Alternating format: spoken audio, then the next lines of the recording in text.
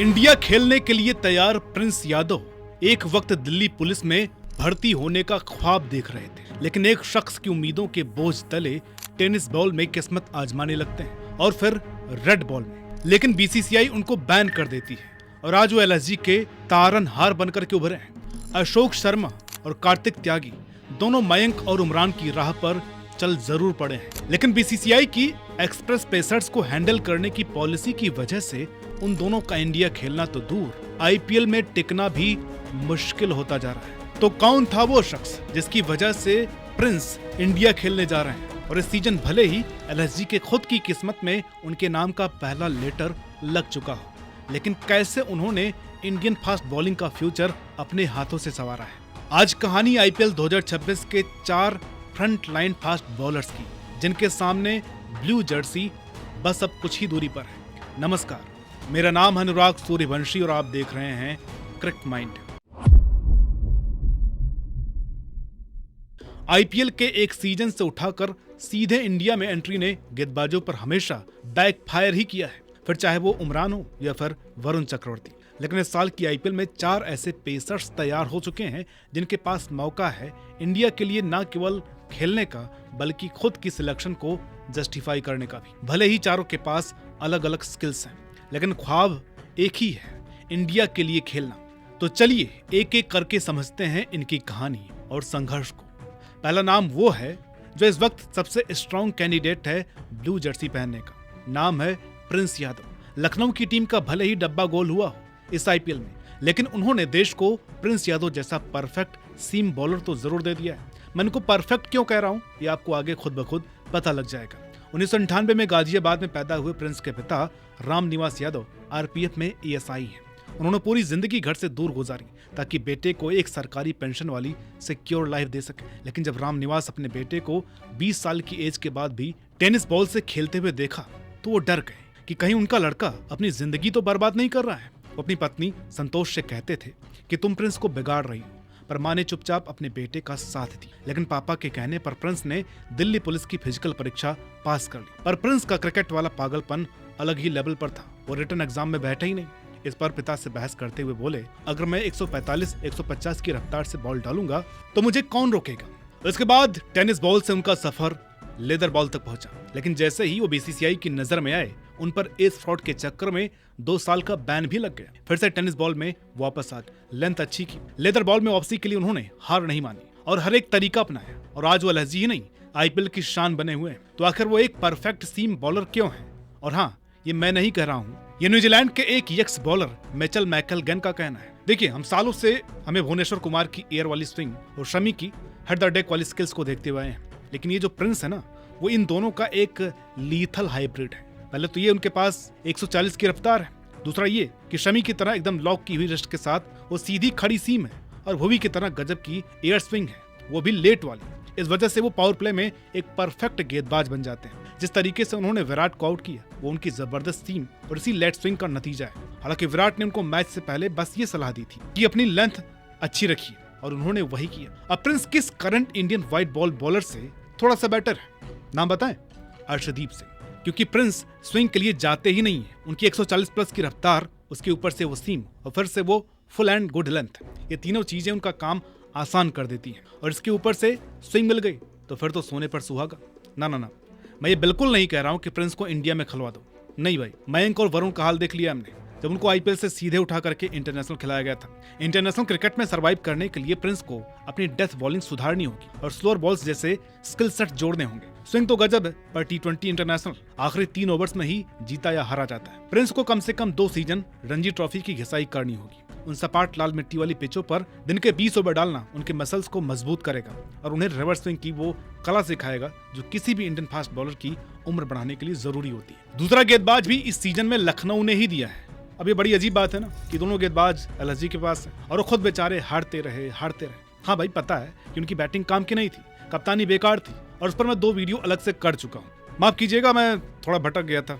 मैं भी कहाँ एलएसजी का गम बांटने चला गया हूँ। बॉलर की बात करता हूँ, नाम है मोहसिन खान। इस लिस्ट में वो ऐसे गेंदबाज हैं जिनको आप इंडियन टीम के टी20 का हिस्सा आंख बंद करके बना सकते हैं। ये बंदा कब से अच्छा करता हुआ आ रहा है। 2022 में मोहसिन ने 5.96 की इकोनॉमी से गेंदबाजी की थी। एक बात बताऊं, ये वो आंकड़ा है जो बुमराह जैसे लीजेंड ने भी पिछले 12 सालों में नहीं छुआ था, पर उनका असली ऑरा 2026 में दिखा केकेआर के खिलाफ। 450 दिनों के नरक से वापस आकर मोहसिन ने केकेआर की धज्जियां उड़ा दी, अपना पहला 5 विकेट हाul लिया। अब ये 450 दिनों का नरक क्या है? ये वो 450 दिन है जब वो मुंबई के अस्पताल में भर्ती थे, क्योंकि इनके बाएं हाथ की नसें इतनी बुरी तरीके से सूज गई थी कि उनका पूरा हाथ सुन्न हो गया था। अगर सर्जरी में 1 महीना भी और देरी होती तो मोहसिन की जान बचाने के लिए उनका बायां हाथ काटना पड़ता।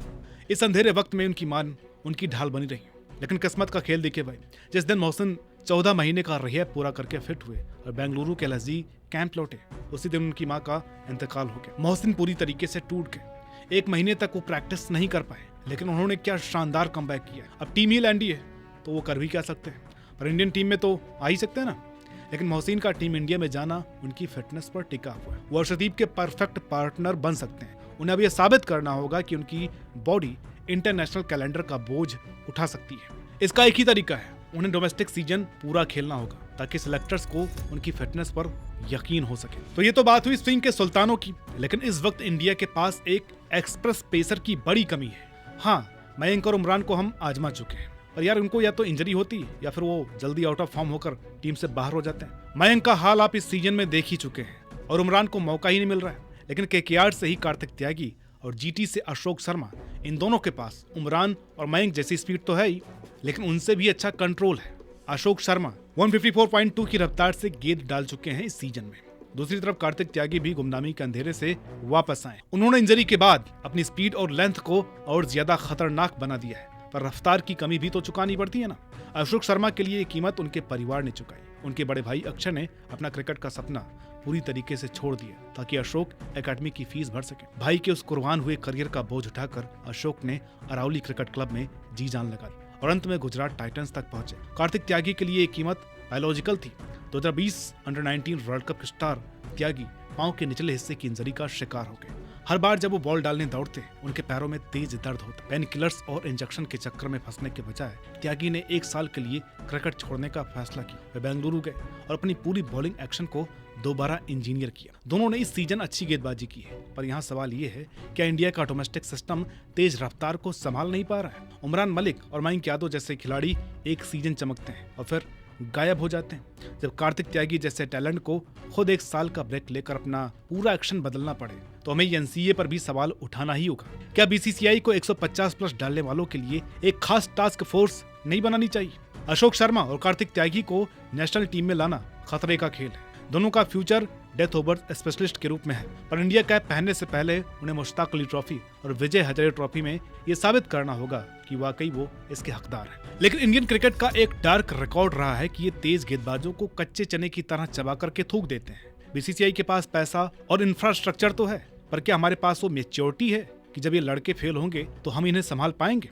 जब अशोक शर्मा की रफ्तार कम होगी या प्रिंस यादव को वर्ल्ड कप के 1 ओवर में 20 रन पड़ेंगे, तब क्या ये सिस्टम उन्हें सहारा देगा या फिर से IPL की धूल से आने वाले किसी अगले बेताब लड़के की तलाश में इन्हें कूड़ेदान में डाल देगा? मैंने पहले भी कहा है और अब भी कह रहा हूँ कि आप IPL के दम पर किसी टैलेंट को जज नहीं कर सकते। जरूरी नहीं कि IPL में जो अच्छा कर रहा हो वो आपको इंडिया के लिए भी अच्छा करता दिख जाए। बस IPL में अच्छा करने का फायदा उठाया जा सकता है कि आप उस गेंदबाज पर पैनी नजर रखो, वो भी पूरे 2 से 3 साल। क्यों, कौन से मैच खेल रहा है, उसका न्यूट्रिशन कैसा है, उसकी ट्रेनिंग कैसी है, क्या उसकी स्पीड में कमी आ रही है, वो अलग अलग फेज में कैसा कर रहा है। जब आपको लगने लगे कि लड़का IPL का तुक्का नहीं है तो आप उसको इंडिया A में डालो, तब जाकर के इंडिया खिलाओ। इसमें हो सकता है कि उस गेंदबाज की प्राइम फॉर्म चली जाए, लेकिन फिर ये तो उसकी अपनी गलती हुई। मैं उम्मीद करता हूँ कि आपको ये वीडियो जरूर पसंद आई होगी, और वीडियो अच्छी लगी हो तो प्लीज इसे लाइक कीजिएगा, शेयर कीजिएगा, इस वीडियो को हाइप दे दीजिएगा ताकि ये वीडियो ज्यादा से ज्यादा लोगों तक पहुंचे। और सबसे इम्पोर्टेंट बात, मैं बार बार कह करके आप लोगों से थक चुका हूँ, हमारे बहुत सारे दर्शक अभी भी चैनल को सब्सक्राइब नहीं कर रहे हैं। प्लीज आप वीडियो को देखते हैं तो चैनल को सब्सक्राइब कर लीजिए। करीब 80% लोग ऐसे हैं जो वीडियो देख करके निकल जाते हैं। अब आपको मुझसे क्या दिक्कत है? हमारी पूरी टीम इतनी मेहनत करती है, रिसर्च करती है, एडिटिंग करती है, आपके लिए इतने वीडियोस लेकर के आती है, तो प्लीज आपका भी एक फेवर बनता है कि हमें सब्सक्राइब करें और जल्दी से जल्दी हमें 1 लाख सब्सक्राइबर तक पहुंचे। हम इसके लिए बहुत ही बेताब है। तो मिलते हैं आपसे अगली वीडियो में, तब तक के लिए नमस्कार।